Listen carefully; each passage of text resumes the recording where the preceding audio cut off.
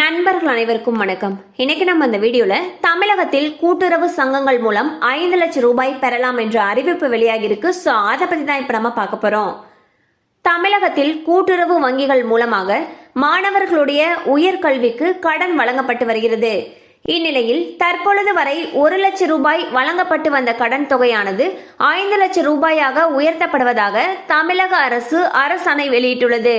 இதற்கு சில விதிமுறைகளும் வகுக்கப்பட்டுள்ளன. அதாவது கூட்டுறவு வங்கிகளில் மாணவர்கள் உயர்கல்விக்கு கடன் பெற இந்திய குடிமக்களாக இருக்க வேண்டும், 30 வயதுக்கு உட்பட்டவராக இருக்க வேண்டும், கல்வி பயிலும் காலம் முடிந்து 6 மாதங்கள் கழித்து அடுத்த 5 ஆண்டுகளுக்குள் கடனை முழுமையாக வட்டியுடன் திருப்பி செலுத்த வேண்டும். அப்படி தவறும் பட்சத்தில் மற்ற கடன் வசூலிக்க பின்பற்றப்படும் சட்டப்பூர்வ வழிமுறைகள் கல்வி கடனுக்கும் பொருந்தும் என்று அரசு அறிவித்துள்ளது. மேலும் மாணவர்களுடைய பெற்றோர்கள் கட்டாயமாக இணை விண்ணப்பதாரராக சேர வேண்டும்.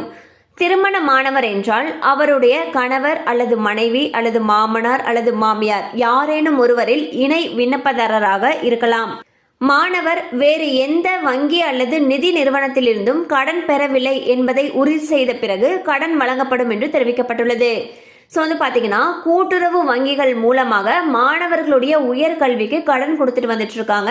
இதுக்கு முன்னாடி வரைக்கும் இந்த கடன் தொகையானது 1 லட்சம் ரூபாய் வரைக்கும் இருந்தது. தற்பொழுது அந்த தொகையானது 5 லட்சம் ரூபாயாக உயர்த்தப்படுவதாக தமிழக அரசு அரசாணை வெளியிட்டிருக்காங்க. ஸோ இதுக்கு என்னென்ன வழிமுறைகள் பின்பற்றப்படும்ன்றதை நம்ம தெளிவாக பார்த்தோம். அண்ட் உங்களுக்கு இந்த கடன் வாங்கணும்னு நினச்சிங்கன்னா அருகில் இருக்கக்கூடிய கூட்டுறவு வங்கி கிளையை அணுகலாம். கண்டிப்பாக அந்த அப்டேட் உங்களுக்கு பயனுள்ளதாக இருந்திருக்கும் நம்புகிறோம். மேலும் இது போல் அப்டேட்ஸ் உங்களை உடனே ரீச் ஆகணும்னு நினச்சிங்கன்னா நம்ம சேனலோடு தொடர்ந்து இணைந்திருங்கள். தேங்க்யூ ஃபார் வாட்சிங்.